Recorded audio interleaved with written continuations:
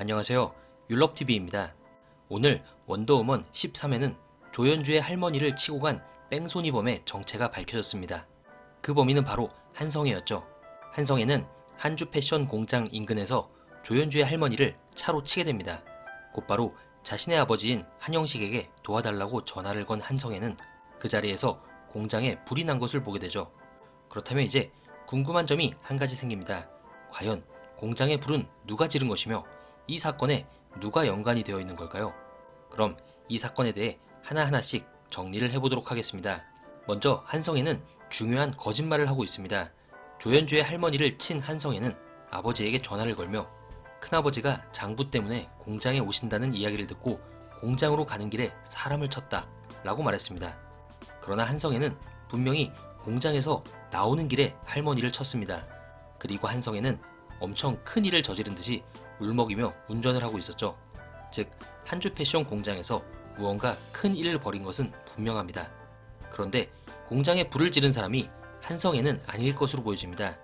아버지와 통화를 하다 갑자기 불이 난 공장을 보고 놀라는 표정만 보면 불을 지른 사람 같지는 않았죠. 지난 12회 때 공장에 불이 나기 직전의 상황을 보면 강명국은 돈봉투에 불을 지르려다 말고 공장 밖으로 나왔고 그 사이에 검은 정장과 구두를 신은 어떤 남자가 등장하게 됩니다. 일단 불을 지른 방화범은 한성애가 아닌 이 남자일 텐데요.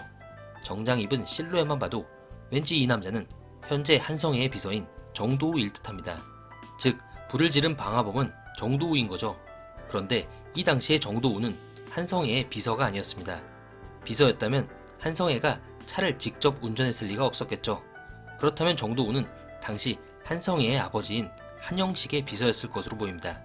그리고 공장에 불을 내라고 지시한 사람은 바로 한영식이었겠죠.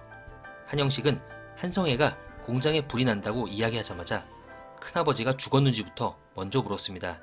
즉, 한영식은 자신의 형인 한강식을 공장으로 불렀고 정도우에게 공장에 불을 지르라고 지시했을 듯합니다.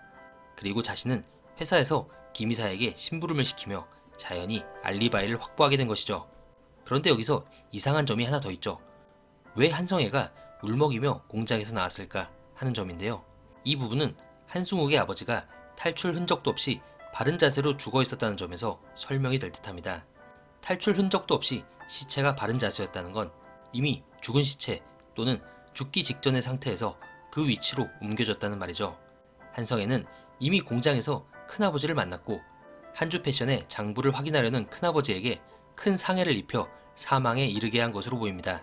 그 상태에서 도망치듯이 공장을 나왔고 그래서 울먹이며 운전을 하다 연주의 할머니까지 치게 된 것으로 보이네요.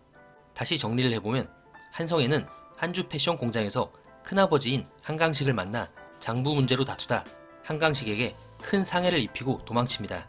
울면서 운전 중에 연주의 할머니를 차로 친 한성애는 곧바로 아버지에게 전화를 하지만 그때 공장에 불이 난 것을 목격합니다. 이것은 한강식이 한주 패션 공장으로 온다는 소식을 들은 한영식이 정도우에게 지시해서 불을 내버린 것이죠.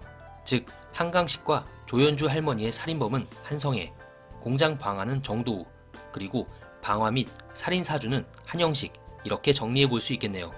결국 최고 빌런은 한성애가 되겠지만 한영식 역시 한강식을 살해하려는 목적으로 방화를 저질렀으니 그에 못지않은 빌런이라고 볼 수 있겠네요.